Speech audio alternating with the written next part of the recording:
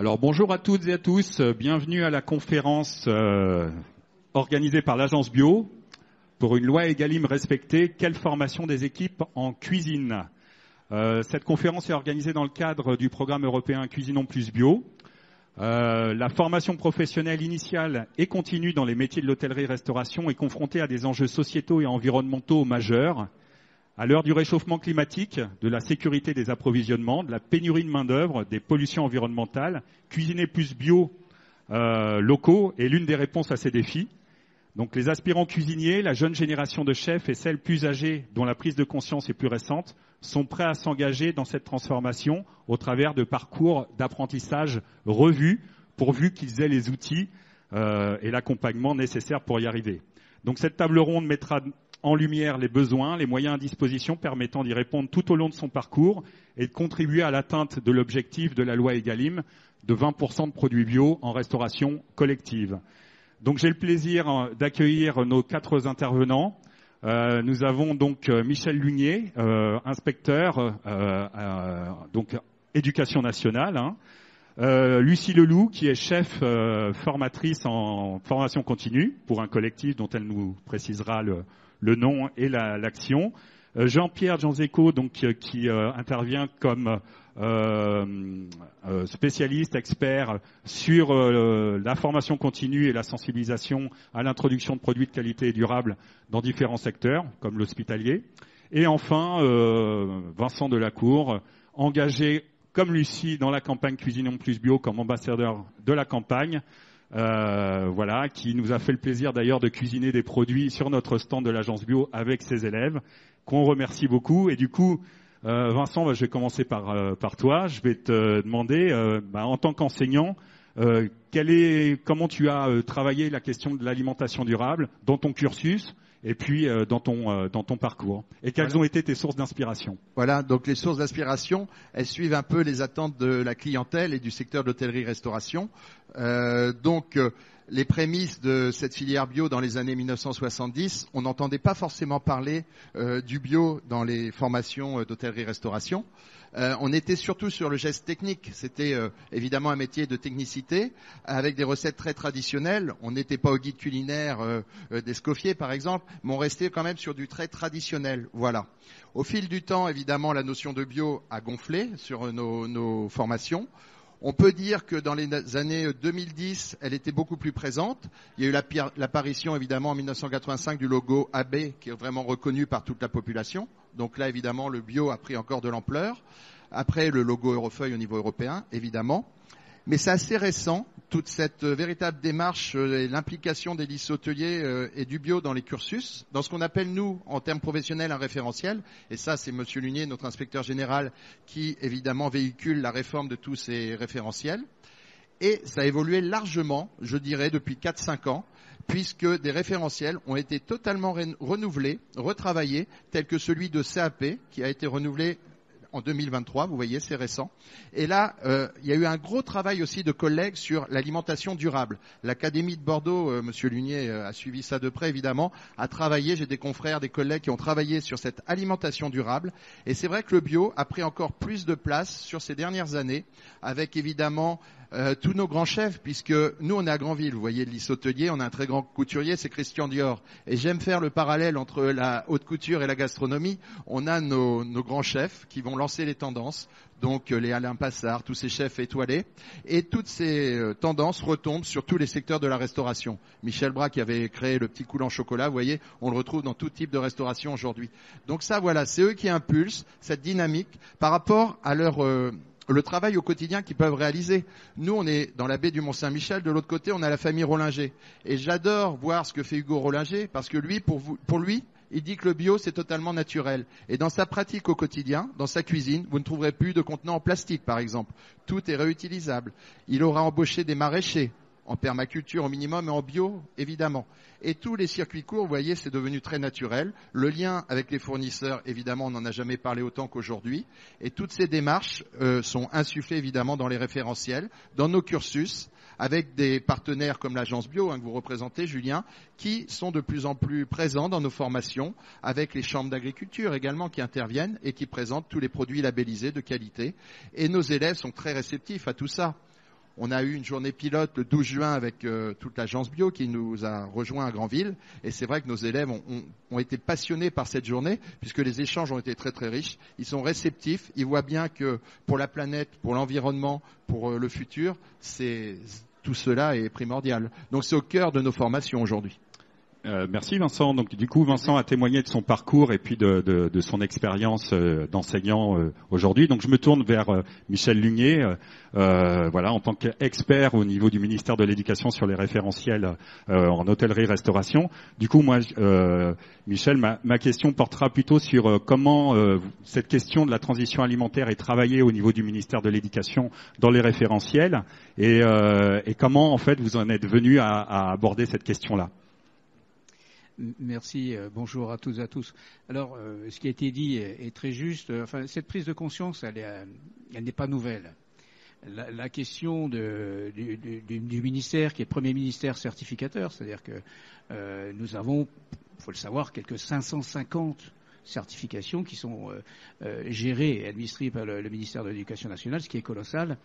Et depuis 2018, avec la loi relative à la liberté de choisir son avenir professionnel, nous sommes tenus de revisiter au maximum tous les 5 ans l'ensemble de ces certifications, ce qui est une gageure, pour ne pas dire un objectif extrêmement ambitieux. Néanmoins, c'est posé assez rapidement, pour moi en tant que le responsable de la filière hôtellerie, restauration, tourisme pour la France, la question de comment intégrer dans les prescrits, c'est-à-dire ces référentiels, qui sont en fait des référentiels de certification, ces dimensions qui touchent à toutes les transitions, qu'elles soient écologiques, de développement durable, qu'elles soient digitales, l'ensemble des enjeux sociétaux, comment les intégrer dans des diplômes qui, par définition, nécessitent du temps long. Alors, j'ajoute que la France a fait un choix historique, il faut pas non plus l'oublier, c'est que nous avons notamment dans nos écoles hôtelières fait le choix d'un enseignement professionnel. Ça n'est pas anodin. Le fait de choisir un enseignement professionnel, ça veut dire que la France a choisi, à travers, y compris les pratiques et les techniques professionnelles, de viser la construction de l'homme, de la femme, du citoyen, de la citoyenne, au-delà du travailleur, de la travailleuse. Ça veut dire que nous avons derrière, en fond d'écran, ce qui caractérise le projet français, le dessein politique au sens noble du terme, c'est un projet émancipateur de l'individu.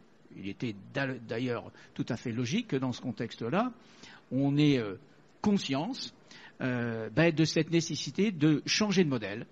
Et comme il a été très justement dit, pendant très longtemps, l'ensemble des formations qui étaient dédiées à la question de la restauration en France étaient trop centrées sur la restauration traditionnelle, sinon gastronomique.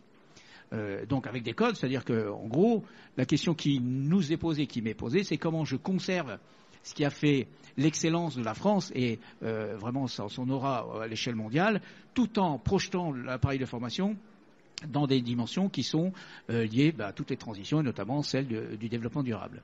Alors, en matière de stratégie, et je dois avouer, quand on parle de 4-5 ans et un tournant, je pense que la crise sanitaire n'est pas tout à fait étrangère à une certaine prise de conscience.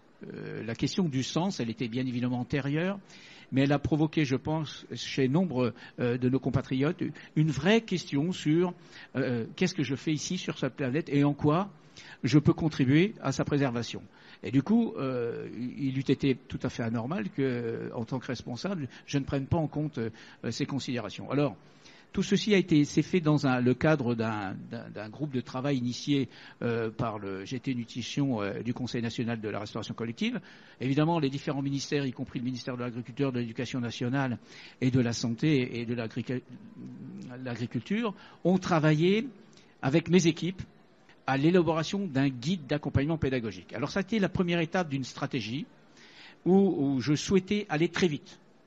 L'objectif, c'est-à-dire d'intégrer ces dimensions, notamment la cuisine végétale, mais pas seulement, c'est-à-dire faire en sorte de former le cuisinier aux enjeux d'une alimentation durable. C'est pour moi un objectif majeur, essentiel, mais se poser la question de l'efficacité, comment aller vite pour toucher un maximum de référentiels qui sont en fait le prescrit. C'est à partir de ces référentiels qu'on l'on forme dans les écoles hôtelières.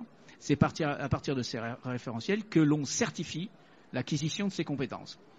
Et donc la stratégie que j'ai adoptée, c'est effectivement de construire un guide d'accompagnement pédagogique que nous avons soumis en commission professionnelle consultative, qui sont en fait, et j'y reviendrai tout à l'heure dans une autre question, qui sont en fait dans les commissions dans lesquelles on élabore les diplômes professionnels en France. C'est-à-dire qu'autour de ces commissions, vous y retrouvez un ensemble de ministères. Elles sont placées au niveau interministériel depuis 2018.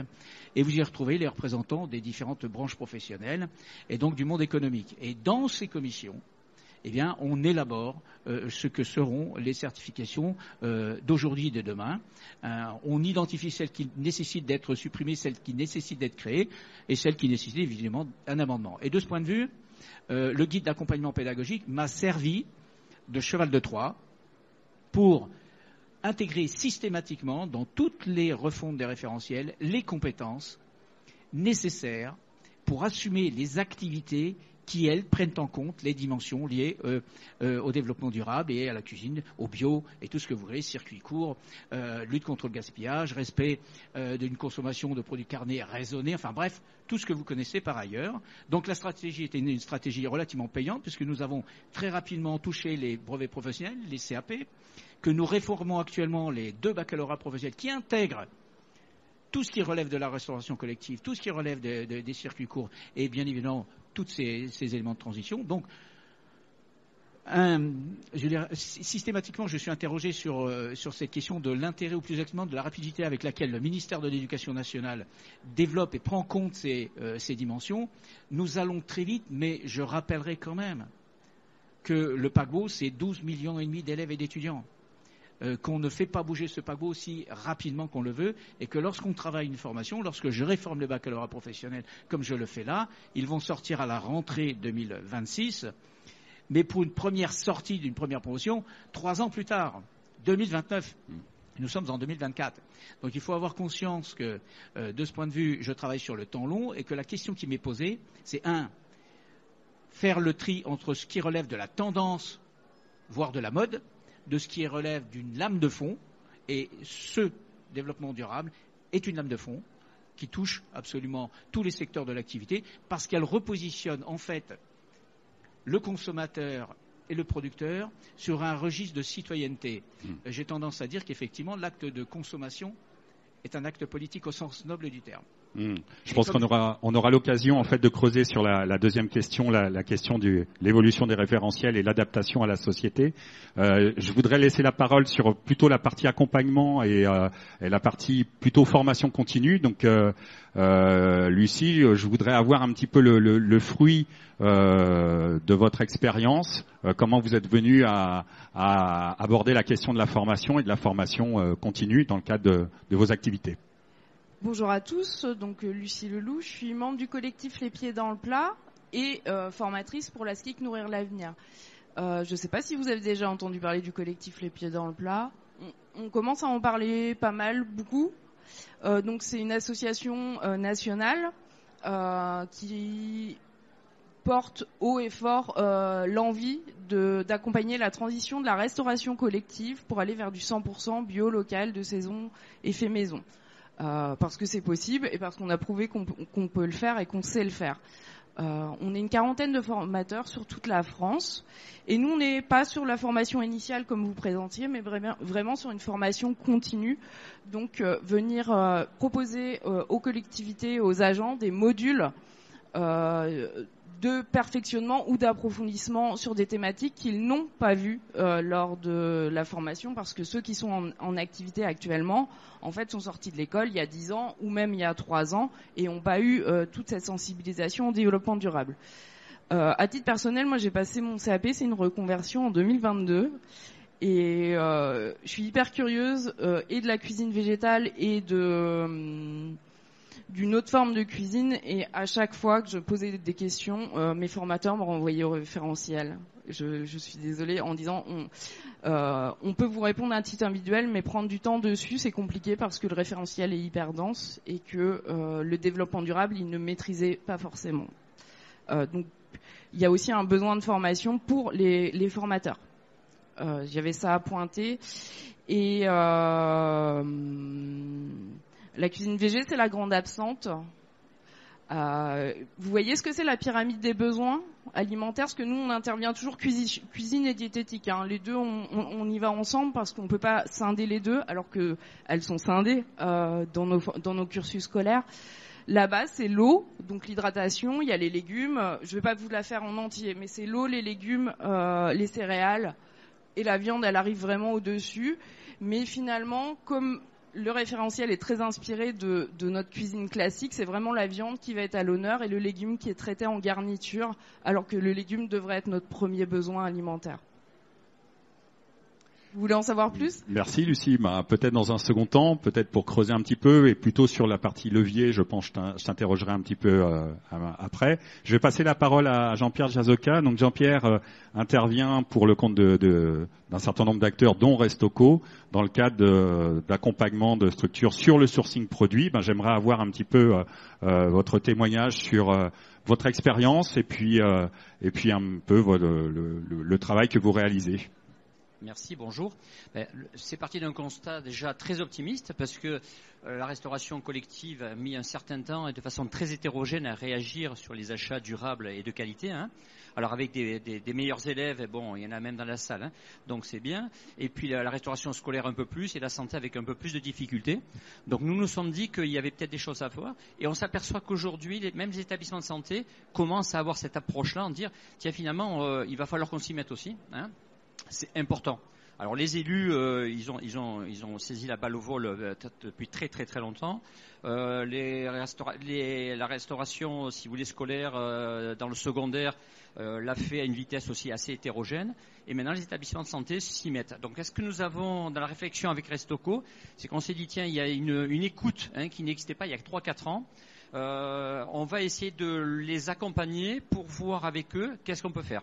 Donc compte tenu de budgets qui sont limités, parce qu'en restauration santé ou même scolaire, on a des budgets qui sont limités, sans attendre d'avoir plus de budget, parce qu'évidemment, si on a plus de financement, c'est un peu plus facile. Mais il n'y a pas que ça. Il y a aussi des organisations. Donc, dans le cadre d'un programme d'accompagnement des EHPAD pour essayer d'acheter plus de produits bio, on a commencé à travailler avec eux sur le sourcing, mais aussi sur leur organisation. Parce qu'à budget constant, on s'aperçoit que simplement en discutant avec eux, ils peuvent modifier structurellement, si vous voulez, la façon d'acheter, et qu'à budget constant, finalement, on s'aperçoit à chaque session de formation qu'ils ont réussi à dégager des budgets disponibles, applicables à court terme pour acheter des produits bio de qualité. Et pour eux, ce n'était pas possible. La grande chance qu'on a, c'est aussi d'avoir été accompagné par le CNIEL pour le lait, par Interfel, les interprofessions, Restocco, des intervenants qui essaient de les écouter. Et simplement, ce cadre-là nous permet d'être très optimistes parce qu'on s'aperçoit que ce n'est pas qu'une affaire d'argent, c'est aussi une aide extérieure qui leur permet de se rechallenger eux-mêmes pour libérer des budgets. Voilà, on peut rentrer dans des exemples, mais je ne veux pas le faire ici. Mais c'est très, très, très intéressant. On est dans cette période de descente de ces sessions de formation. Et du coup, nos clients, les stagiaires, ils trouvent un réel intérêt, parce que la structure Restocco, les interprofessions, les discussions leur permettent finalement de voir l'approche différemment. Ils s'y intéressent et du coup, ils y viennent. Et donc, même s'ils en font très peu, on s'aperçoit qu'à très, très, très court terme, on peut faire, mais plus 1, 2, 3, mais 4, 5, 6, 7, 8% de bio. On n'est pas encore au 20, mais il y a des étapes à passer. Et on est le facteur déclenchant qui doit les aider à cette prise de conscience, accouplée à leur volonté, si vous voulez, d'en faire un peu plus. Et ils s'aperçoivent qu'ils ont les moyens de le faire. Et donc, c'est très, très enrichissant pour tout le monde. Merci Jean-Pierre. Du coup, on le voit, la question de la transition alimentaire, elle est vraiment très présente maintenant, aussi bien en formation initiale qu'en formation continue. Du coup, je vais me retourner vers Michel Lunier, qui a commencé à développer un petit peu cette partie-là, mais peut-être plus avoir des éléments, des leviers, une série d'actions au niveau des diplômes, au niveau des référentiels, au niveau des manuels. Est-ce que vous pourriez nous citer quelques exemples concrets de la manière dont la transition alimentaire est traitée aujourd'hui dans ces outils-là? Oui. Alors, pour que tout le monde soit au clair sur la façon dont on construit une telle certification, il faut reprendre les étapes nécessaires. La première étape nécessaire, c'est ce qu'on appelle un rapport d'opportunité en quelque sorte. C'est-à-dire que ce sont les représentants des professions, ce n'est pas l'éducation nationale, ce sont les représentants des professions, qui disent dans quelle mesure il est nécessaire de créer une certification, d'en supprimer une ou d'en amender une. Donc c'est le premier rapport. Donc si les professions ne sont pas d'accord entre elles et ne veulent pas entrer dans cette dynamique, vous voyez bien qu'on est saisi que dans un deuxième temps. Donc je serais tenté de dire qu'il y a d'abord au niveau de la profession à faire en sorte un mea culpa. J'entends bien les questions de consommation de produits carnés qui se trouvent en haut de la pyramide, pas de Maslow cette fois-ci, mais de la pyramide tout court. Oui, mais il s'agit d'un changement culturel. Mais derrière ce changement culturel, c'est aussi un changement du modèle économique. Donc ça n'est pas aussi simple. Donc première brique. La deuxième, c'est ce qu'on appelle le référentiel d'activité professionnelle. Actuellement, je travaille sur les 2 baccalauréats professionnels qui sont en fait les 2 éléments forts des formations en France pour les jeunes au-delà du collège. Bon. Dans ce cadre-là, dans le référentiel d'activité professionnelle, les professionnels, là encore, énoncent les activités qui seront confiées aux détenteurs de tel ou tel type de certification. Là encore, s'ils ne sont pas convaincus du fait qu'il faut travailler les légumes, les cuissons, de ce point de vue, qu'il ne faut pas maîtriser la question des flux, la question du gaspillage, ça devient compliqué pour nous. Donc la deuxième brique, c'est encore avec les professionnels que nous la travaillons. Et donc là, on a un premier levier. C'est évidemment de sensibiliser les acteurs qui sont autour de ces référentiels d'activité. C'est la restauration collective, c'est la restauration traditionnelle, c'est la restauration rapide. Ce sont différents ministères, la santé, l'agriculture, l'enseignement supérieur, l'éducation. En d'autres termes, l'éducation nationale n'est qu'un des acteurs. Par contre, la certification à l'arrivée, ce sera le ministère de l'Éducation nationale qui certifiera l'acquisition ou non de ces compétences. Donc il ne faut pas tout confondre. Dans l'élaboration même des activités, on est très nombreux. Et tous ne partagent pas forcément la même vision du monde. Donc, première des choses, c'est qu'un diplôme professionnel ou un référentiel, c'est d'abord un compromis. C'est un compromis social et sociétal, c'est-à-dire quelque chose d'à peu près nuancé. Certains estiment que nous n'allons pas trop vite, d'autres, au contraire, estiment que nous allons beaucoup trop vite. Alors, quand les deux se plaignent, c'est qu'on tape à peu près au bon niveau. La troisième brique, évidemment, et je finirai, je poursuivrai là-dessus, c'est l'identification des compétences qui vont être travaillées dans des situations professionnelles qui vont être mises en place par mon collègue, entre autres en cuisine, les compétences qui vont être nécessaires pour remplir les activités que les professionnels auront identifiées dans le cadre du secteur d'activité qui est celui des cuisiniers ou peut-être les serveurs. Au passage, ce qui concerne le développement durable touche non seulement les cuisiniers, c'est pour ça que je débarque largement le cadre du cuisinier, parce que celui qui va en faire la promotion en salle, c'est le personnel de service. Et celui qui va sensibiliser le client, c'est aussi le personnel de service. C'est pour ça que je n'ai pas... le guide s'appelle un guide d'accompagnement pour le cuisinier de demain, sensibilisation aux enjeux d'une alimentation durable. Désolé, je l'ai imposé à tous les métiers de la restauration, que ce soit la cuisine ou la salle. D'accord ? Parce que c'est une nécessité, une prise de conscience globale. Donc, vous voyez, il existe différents moments dans le faire. Après se pose la question de l'évaluation. Je ne rentrerai pas dans le cadre de l'évaluation, mais ensuite de la mise en œuvre de ces référentiels.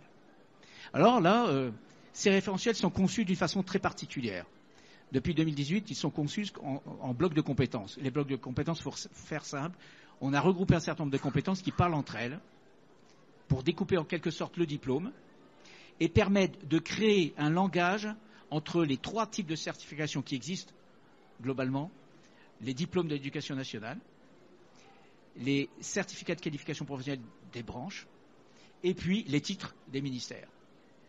C'est un langage qui permet à la formation continue, puisque les blocs sont éligibles à la validation des acquis de l'expérience, qui permet à la formation continue de ne pas travailler le diplôme dans son intégralité, mais des blocs qui vont permettre par cheminement de construire un parcours qui conduira à terme ou non à un diplôme. Donc vous voyez, on a déjà créé non seulement introduit à l'intérieur des diplômes cette sensibilisation dans les référentiels d'activité professionnelle et dans les certifications. Dans l'évaluation, je vais plus loin, c'est-à-dire que j'inscris dans les examens au concours général ou au baccalauréat au BTS, la cuisine végétale par exemple. Pourquoi ? Parce que nous sommes français et qu'en France, si ça n'est pas l'examen, ça n'est pas travailler en formation. Donc aujourd'hui, le chef qui est à côté de moi sait très bien que s'il veut préparer ses gamins, il a intérêt à les préparer à la cuisine végétale parce que ce sera l'examen. Mais il le fait déjà. Donc vous voyez, il existe des leviers dans la construction des diplômes, il existe des leviers dans la formation, et puis, mais j'y reviendrai tout à l'heure sur l'hybridation, sur d'autres notions. Donc vous voyez bien que dans la construction, les premières briques, elles ne dépendent pas du ministère de l'Éducation nationale. Par contre, le travail que nous faisons, il est en étroite collaboration avec tous les représentants de la profession. Aussi bien la restauration collective que la restauration traditionnelle. Alors, je ne vous cacherai pas que ce n'est pas toujours simple. D'abord, les discours, ce que mettent dans la restauration collective, ce qu'on met derrière un terme, on ne le retrouve pas forcément dans la restauration traditionnelle. Que la question de la gestion, la question des quantités n'est pas la même. Que la question de l'hygiène ne recouvre pas les mêmes dimensions. Néanmoins, j'ai la faiblesse de penser qu'un cuisinier doit maîtriser à la fois les fondamentaux, la dimension éthique de sa professionnalité, qu'il soit dans la restauration collective ou bien dans la traditionnelle ou dans la rapide ou autre. D'accord ? Bien, merci Michel. On abordera peut-être la question de l'éthique aussi. C'est un petit peu l'idée aussi de l'intervention de Jean-Pierre maintenant. Jean-Pierre, je voulais poser la question, mais vraiment sur concrètement comment se passe l'accompagnement. Justement, on parlait de bloc de compétences. J'imagine que quand vous rencontrez le public que vous formez, il y a des notions qui ne sont pas connues, des choses. Comment vous abordez ces questions-là ? Comment vous travaillez ça concrètement pour lever un certain nombre de freins ? Alors, ce qui peut être un frein est une richesse parce qu'on a la chance dans ces sessions organisées par Estoco de préparer en amont nos interventions. Et c'est vrai que l'idée chaque fois, c'est d'avoir, c'est ce que disait mon voisin, en fait, tous les métiers de l'établissement représentés. Parce qu'à un moment donné, c'est comme la salle et la cuisine, si vous voulez. Si vous n'avez pas la diététicienne, si vous n'avez pas le chef de production, si vous n'avez pas le responsable économique, du coup, vous avez une vision tronquée, si vous voulez, de l'approche. Donc, chaque fois, on travaille en amont pour être certain que tous les métiers sont représentés et pour avoir un prisme, si vous voulez, de chacun, l'apport de chacun, et surtout que chacun reparte avec des solutions applicables. Parce que si quelqu'un freine ce que le voisin a fait, si vous voulez, du coup, on n'avance pas tellement. Et on s'aperçoit que ça, c'est très riche, parce que quand une diététicienne est là, elle apporte sa compétence. Quand le gestionnaire, il parle budget, on parle budget. Quand le magasinier est là, il dit, mais moi, j'ai telle difficulté pour trouver tel approvisionnement. On parle de marché public, en restauration collective, on parle de choses comme ça. Et on s'aperçoit qu'en mettant tout le monde autour de la table, finalement, ces personnes-là, dans ces métiers-là de ces établissements, aussi bien scolaires, j'étais à Dijon hier, c'était le cas, que dans les hôpitaux, eux-mêmes ne se rencontrent pas souvent. Ça paraît extraordinaire, mais des fois, je fais découvrir certaines choses d'un établissement juste en étant un miroir, si vous voulez, entre les différents services d'établissement. Alors, le bon côté de ça, si vous voulez, c'est que du coup, ça crée un esprit de groupe pour travailler ensemble le sujet et partir vers de l'achat de qualité et vers des achats bio de façon assez rapide. L'autre côté, si vous voulez, c'est qu'il faut que derrière, ça perdure. Alors nous, on les accompagne au départ, on aide à la prise de conscience, mais derrière, ils doivent continuer à le faire. Et il y a des gens qui découvrent en fait qu'ils ont déjà des produits bio dans leur marché public. Simplement, ils sont déjà négociés, ils peuvent les acheter, ils sont à un prix qui est intéressant. Mais le magasinier ne savait pas que ces produits-là étaient déjà référencés parce qu'il a l'habitude d'acheter un yaourt conventionnel. C'est tout bête, c'est les exemples du mois dernier, quoi. Donc en fait, on s'aperçoit que le travail en groupe, le fait de communiquer, reste, nonobstant la question des budgets, reste un des sujets majeurs qui est moteur pour faire avancer cette consommation. Et permettre l'introduction de plus de produits bio dans les achats. Tout à fait. Lucie, du coup... je vais vous interroger, mais plutôt comment la question de l'achat responsable, de la transition alimentaire est travaillée dans le cadre de vos formations. Je suis étonnée, on a la même méthodologie. On va aussi prendre toute l'équipe et nous, on met vraiment le paquet sur la sensibilisation aux enjeux sociétaux, environnementaux, climatiques, la santé globale. En fait, on donne les clés de compréhension du monde aux agents qu'on accompagne pour qu'ils puissent... pas mettre du bio pour mettre du bio, mais comprendre pourquoi c'est nécessaire de mettre du bio et comment on accorde son menu pour pouvoir mettre du bio sans péter son budget, parce que c'est une réalité aussi.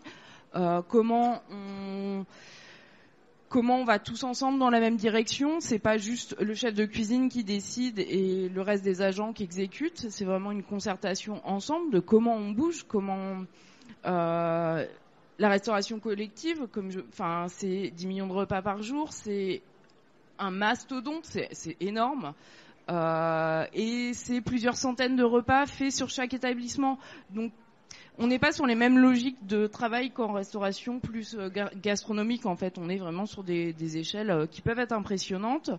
Le fait de lier l'approche cuisine-nutrition, en tout cas, moi, ce que je ressens quand je vais en formation, c'est que j'ai l'impression que les agents qui sont avec nous, ils sont hyper fiers d'être cuisiniers. On leur permet d'accéder à des beaux produits. Et en fait, quand on est cuisinier, on aime bien avoir des beaux produits. Hein. On n'aime pas ouvrir des boîtes, ça c'est une légende. Hein. Et on leur permet d'avoir ça. Et pour le coup, je trouve aussi que c'est hyper complémentaire avec ce que vous parliez sur le référentiel, c'est que y a une inertie parce que il y a énormément d'acteurs autour du référentiel et comme nous on vient juste sur des petites sections en formation continue, on peut peut-être être plus adaptable aux enjeux sociétaux parce qu'on peut aller plus vite sur notre contenu. Et pour l'approvisionnement, on travaille principalement avec les acteurs de la FNAB, donc la Fédération nationale de l'agriculture biologique. Voilà. Merci Lucie. Du coup, retour à Vincent. Oui, peut-être une question plus sur les leviers que tu actives aujourd'hui au niveau de ta formation pour sensibiliser tes élèves à la question de la transition alimentaire et puis comment est travaillé justement le bio dans ton enseignement aujourd'hui. On a pu voir à travers les différentes interventions que la tâche est immense puisque nous, en lycée hôtelier, on doit former de la restauration rapide à la gastronomie, en passant par la restauration collective, la restauration commerciale, et nos élèves ont une force d'adaptabilité et de polyvalence qui est considérable. Ça, on peut être très fier de cette formation complète sur tous les cursus, et à travers toutes les périodes de formation en entreprise, qu'on appelle une PFMP en termes professionnels, ils vont découvrir tous les types de restauration, et ça nous tient à cœur. Et lorsqu'ils vont en collectivité, ils parleront évidemment de la loi Egalim avec le chef de cuisine. Donc cette loi Egalim, ils la découvrent aussi sur le terrain. Ils verront bien si on est à 20% ou pas dans cette collectivité. Donc il y a un très gros travail, et ça je tiens à vous rassurer, parce que la végétalisation de l'assiette, j'ai fait un TP il y a 15 jours. Donc toutes ces nouvelles tendances, elles sont dans nos cursus. On réduit les produits carnés, on suit le flexitarien, vous voyez. Donc tout ça, il y a une richesse des contenus de nos formations, avec une grande polyvalence, des élèves qui vont dans tous ces domaines de l'activité de l'hôtellerie-restauration. On peut être très fier, c'est pas évident, c'est vrai de construire les référentiels, Monsieur Lunier le disait tout à l'heure. Il y a une telle variété de métiers au sein de l'hôtellerie-restauration, ça on peut être très fier de ça. Donc nous, les leviers, on peut trouver des partenaires extérieurs, que ce soit les chambres d'agriculture qui interviennent sur tous les produits labellisés par exemple, que ce soit l'agence bio qui nous a contactés, on est très fiers de ce partenariat. Les programmes alimentaires territoriaux, par exemple. Voilà, alors les plans alimentaires territoriaux, ça c'est magnifique. Nous, sur Granville, j'ai découvert, lorsqu'on a lancé la démarche avec l'agence bio et les nouveaux modules qui vont être créés, un plan territorial alimentaire très très développé, avec un site internet très bien fait, présentant la saisonnalité des produits, un annuaire du producteur sur le territoire, comme vous l'avez d'ailleurs sur votre site de l'agence bio. Donc les outils, ils existent tous. Nos élèves, ils sont très sensibilisés.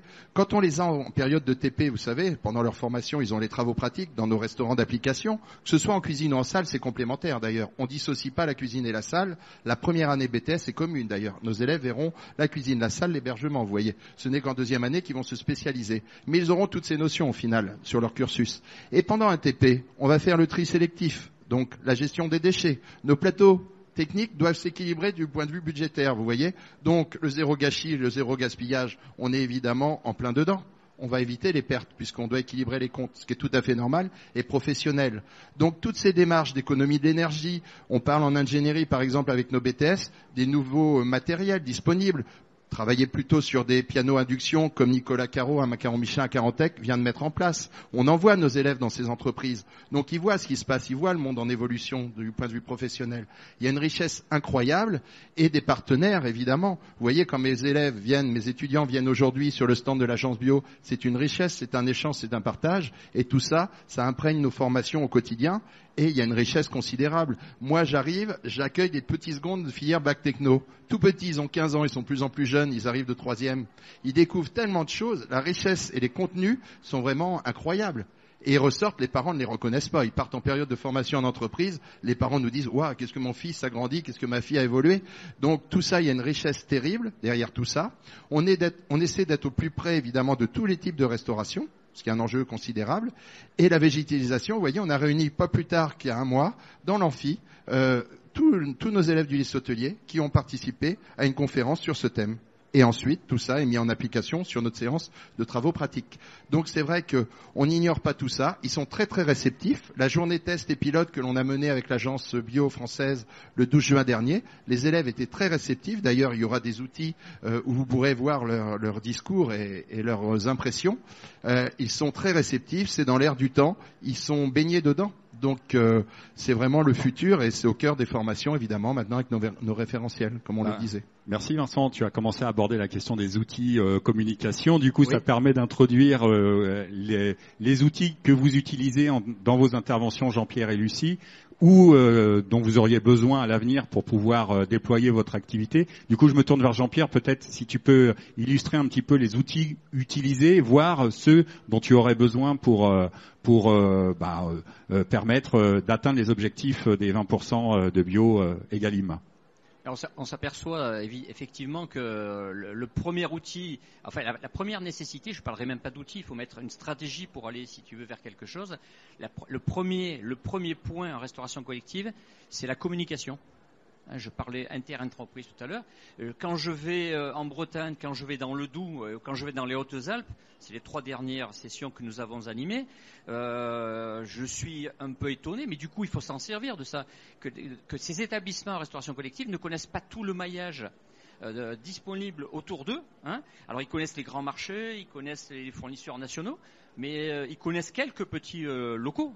Mais dans la masse, ce type d'établissement, ils ne connaissent pas bien, si vous voulez. Donc, qui peut leur apporter un yaourt bio de qualité? Qui peut leur apporter un légume de saison de qualité? Ils en connaissent une partie, mais ils ne les connaissent pas bien. Et quand on commence à discuter, ils disent « j'aimerais bien trouver ça et ça ». Et là, il manque d'outils parce qu'ils disent « voilà, alors je sais que vous en avez un, vous le présentez ». Alors oui, justement, je crois qu'il y a Émeric qui était là du service informatique. Bon, il n'est plus là, mais on a l'annuaire en fait des producteurs et en plus avec des acteurs qui travaillent avec la restauration quand le site le renseigne. Voilà, ça c'est le premier point, donc essentiel, parce que pour faire du sourcing avant même les appels d'offres, avant même, on a une stratégie. Il faut savoir ce qui existe sur son territoire. En plus, que ça soit en santé, en scolaire ou quel que soit le type de restauration, il y a une attente forte de local aussi, parce qu'il faut bien le dire aussi. Il y a le bio, il y a la qualité, mais il y a aussi le local. Vous parlez de terres nobles, enfin, grande ville, il y a vraiment, si vous voulez, il y a dans toutes les régions de toute façon. Et ça, c'est important. Le deuxième point aussi, par contre, c'est un outil, c'est comment, à partir de là, essaimer ces bonnes pratiques. Donc, au sein de leur établissement, ils sont tous représentés, ils vont le faire. Mais là, on visite un établissement ici, un là. On a besoin, et Restocco est un vecteur de communication là-dessus. Ce qui nous manque, c'est comment, avec ces petites bonnes pratiques, on pourrait essaimer beaucoup plus vite, quoi. Parce que moi, je suis optimiste, on va passer de 1-2% à 3, 4, 5, 6, 7, 8. On arrivera en 4-5 ans à 20. Ça se fait pas comme ça. Mais on peut pas faire le tour de tous des 10 000 établissements restauration collective. Donc, l'autre outil, c'est s'approprier tous les salons, toutes les associations de restauration collective, tous les vecteurs qui pourraient permettre les témoignages de ceux qui ont mis en place ces bonnes pratiques. Voilà, ça existe déjà dans le scolaire. Je crois que vous le faites chez vous, Monsieur Perrol. Vous êtes présent, vous investissez, vous communiquez. C'est de ça qu'on a besoin. C'est je sais faire ça. Tu n'es pas obligé de faire tout à fait comme moi, mais pour aller plus vite, tu pourrais peut-être utiliser telle et telle bonne pratique qui permettrait aux autres de gagner du temps et d'aller plus vite. Ouais. Voilà. C'était le cas, on avait filmé en fait le Silgum à Vannes, et notamment avec Michael Crété qui a fait tout un travail justement de sourcing en amont et dans le cadre de Mon Resto Responsable. Et d'ailleurs, on présente en introduction cette vidéo sur YouTube, elle dure 1 minute 23.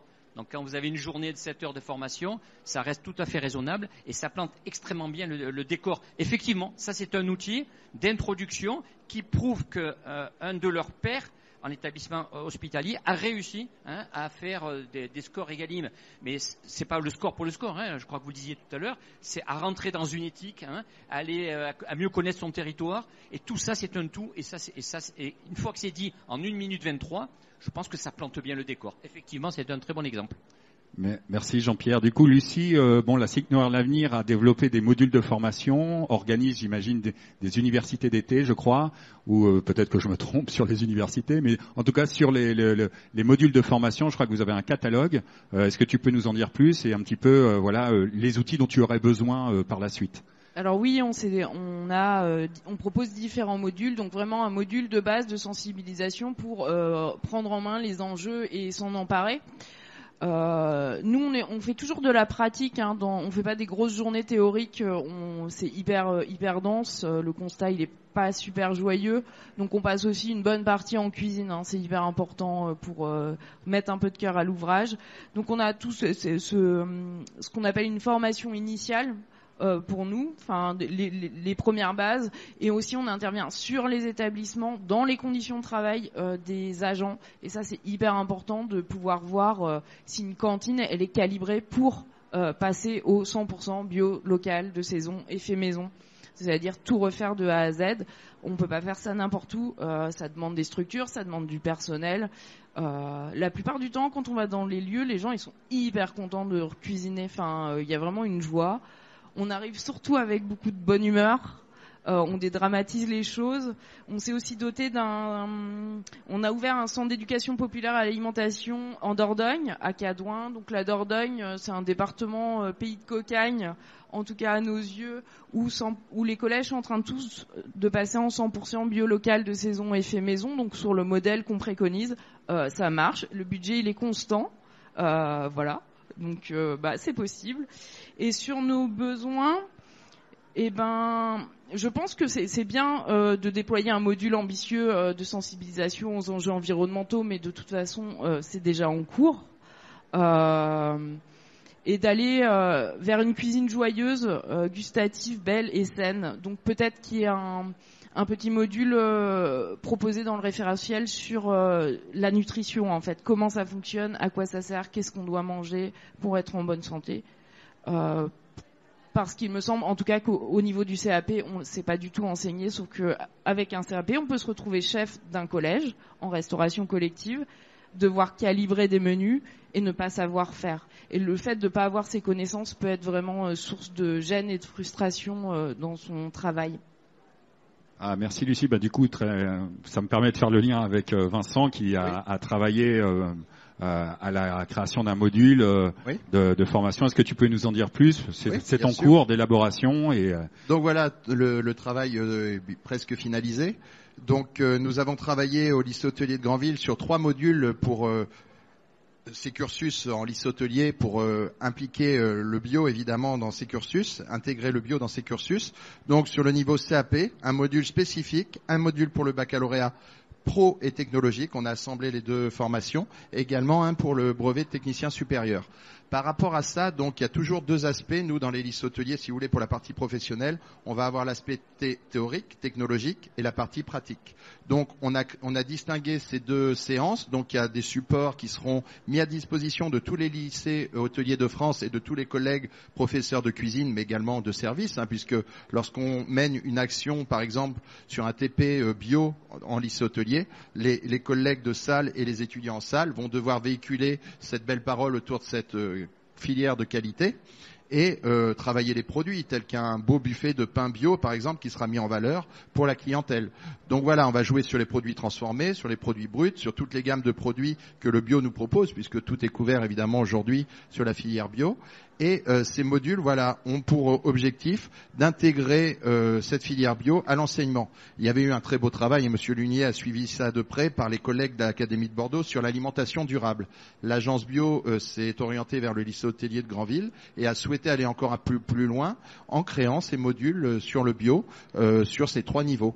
Donc voilà, adapté évidemment au public, avec des pédagogies innovantes aussi pour répondre au public et à leurs attentes. Donc là, on est parti sur une pédagogie dite de la classe autonome, où l'élève va être acteur pendant sa période de cours technologique et théorique. Il va travailler différents ateliers.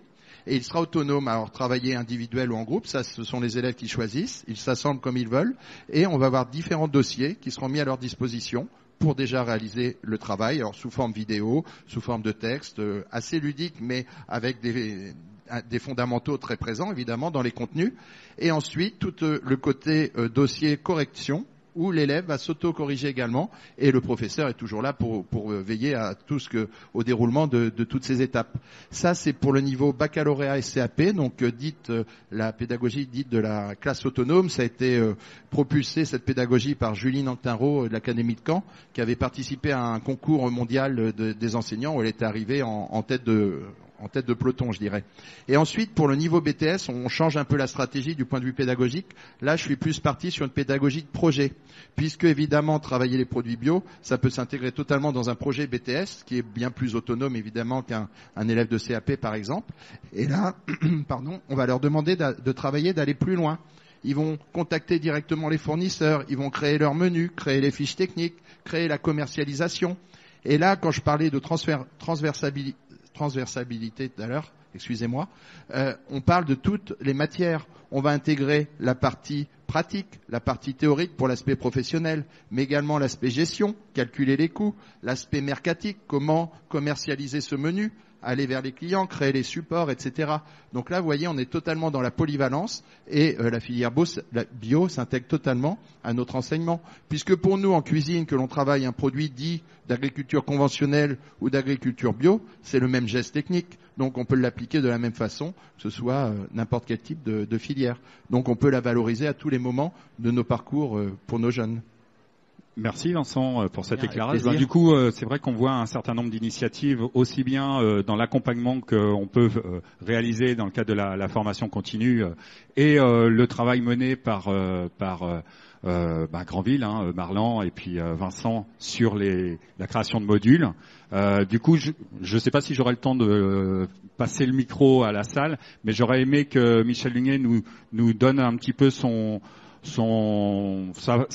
point de vue, sa pensée sur ce qu'il a entendu, les échanges, cette dernière intervention notamment, et peut-être un petit peu les enjeux de demain sur l'enseignement de la transition alimentaire et la place du bio aussi, puisque la conférence était aussi à l'atteinte de l'objectif des 20% de bio en restauration collective. Oui, ce que j'ai entendu confirme ce que je vois sur le terrain, puisque je me déplace beaucoup. Il y a des initiatives qui sont prises à peu près partout sur le territoire.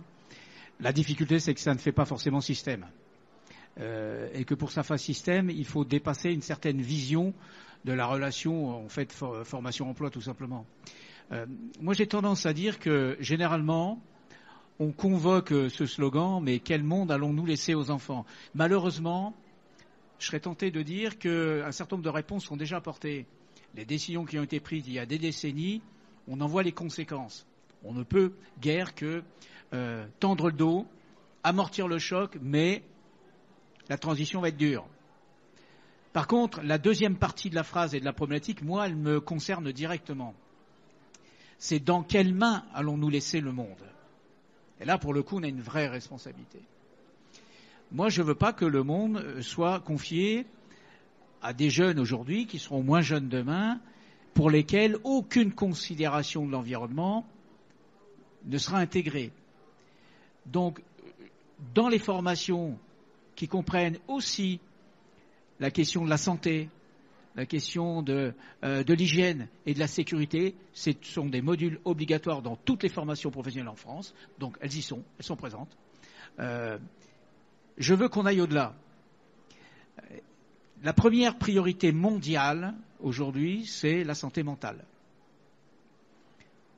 La question du bien-être, la question de la traduction de ce bien-être dans l'activité professionnelle se pose et elle relève des enjeux majeurs.